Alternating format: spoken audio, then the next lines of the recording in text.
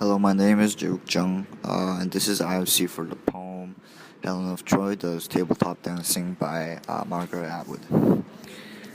Margaret Atwood is a feminist, and she uses women usually as the main characters in her poems to show that she is usually on the woman's side and she feels more sympathy for women. In this specific poem, she also incorporates the Greek mythology of Helen of Troy and the Trojan War. The mythology is that Helen was supposed to marry another king, but Paris, who had the choice of choosing the most beautiful woman, by his opinion, chose Helen, and he kidnapped her or stole her away. But the argument is that Helen wasn't actually stolen, but Helen chose to go uh, as if she had the choice of going. And therefore, if you look back to the title, which is Helen of Troy does tabletop dancing, we can already see that the Helen of Troy is who is also the persona, and the persona of this poem has a choice. We have to remember that, as it is important to later on in the major theme. And tabletop dancing, which is kind of like a euphemism for stripping. Why would the noble queen the stripping? Therefore, you can see kind of like an implied oxymoron. And tabletop dancing is basically showing the situation of the mythology. So that is an illusion. My thesis is that Atwood demonstrates and criticizes the society's judgment of women and the misconception of who has the power, man or woman, by using the persona of Helen of the Trojan War. First, to support my thesis, she establishes the theme power.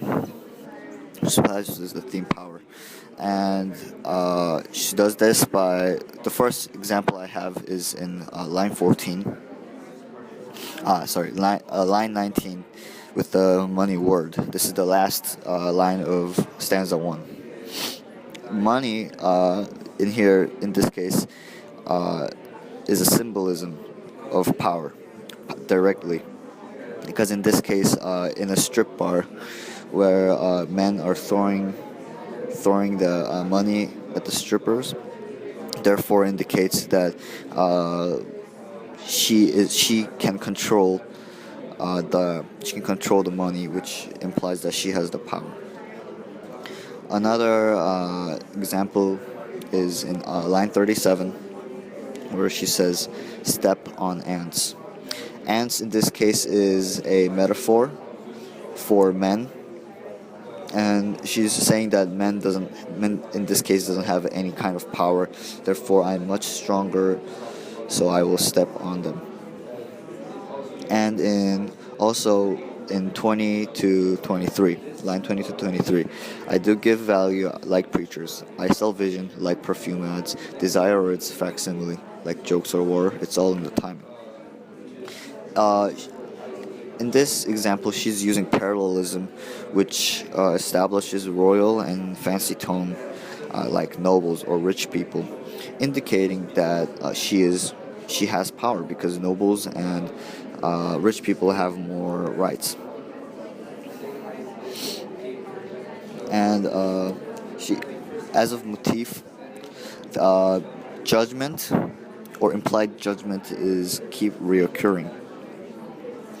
And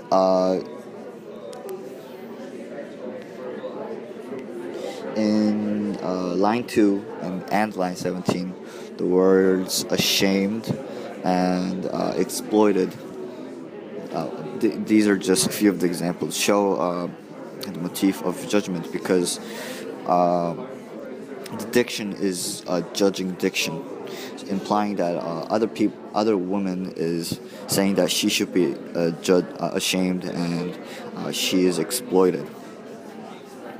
And also in line 11, a meat sandwich, which is also a judging diction, but it's also a simile for It's a simile as she's comparing herself to meat sandwich, and she's saying that she is as if some kind of food, something to be devoured. Therefore, therefore, it's judging because she is. It's an understatement, and she's putting herself down. And also, line 3 to 5. Quit dancing, get some self-respect, and a day job. That is just all euphemisms, because quit dancing is euphemism for stop stripping, stop doing sexual works, get some self-respect and a day job, saying implying that she has a night job and it's not clean or it's not holy job. Therefore, by using euphemism, we can tell that she is judging.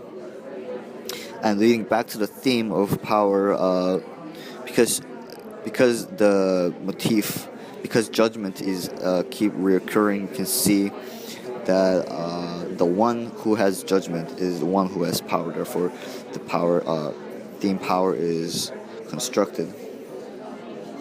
And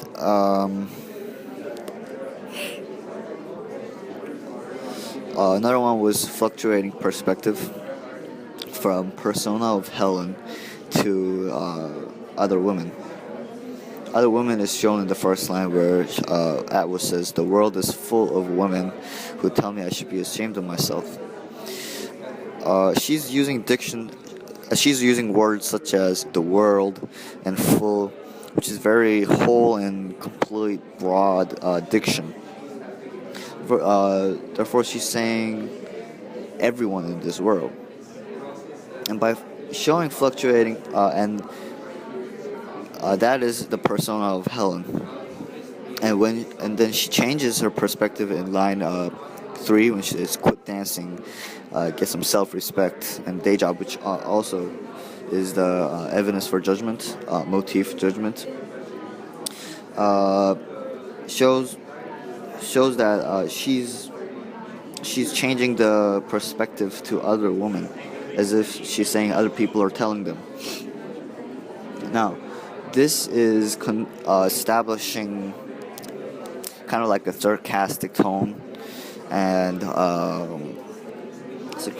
also shows judgment.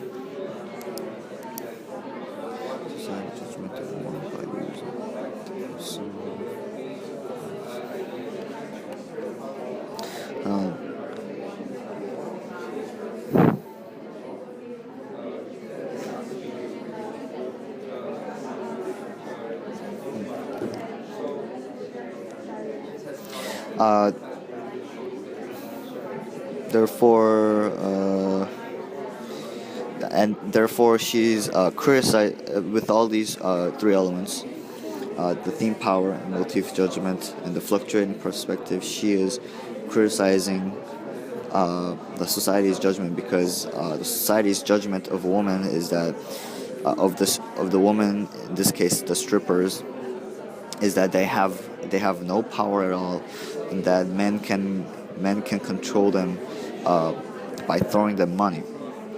But by using the persona of Helen, which she is a queen and she has the power, and that everybody is fighting for her, she is also again making the purpose of the criticism of the society's judgment further into the misconception of who has power, and she's proving through these elements that she actually has the power, and that men does not have the power. If you lead back to metaphors such as metaphors of ants, metaphors of men as ants, and that she is taking the money, implying she has the power, and she uses parallelism to show that pride tone, even though she's a stripper, which is considered lowly. And she creates that sarcastic tone through the judging diction, because she is changing perspective. She's fluctuating the perspective, and so she's trying to get that attitude. Therefore, we can see that she is trying to tell the audience that that men don't actually have the power, and the person here, in this case, persona of a Helen, can who control the men, because if she doesn't dance, they won't throw the money. And if you lead this back to the Greek mythology, the situation is that the king she was supposed to marry, and Paris, who kidnapped Helen, is fighting for her. And the misconception, and if you allude back to the mythology, the misconception in the mythology is that that we think that Helen can't do anything because she is in the middle of the battle of who's fighting over her, as if they're gonna take her. She's also judging it, but actually, she's saying that Margaret Atwood is saying that if you look on the other side, she is controlling the fight because everyone is fighting for her. Is fighting for her. Therefore, the oxymoron of in the title Helen of Troy does tabletop dancing is that tabletop dancing, which is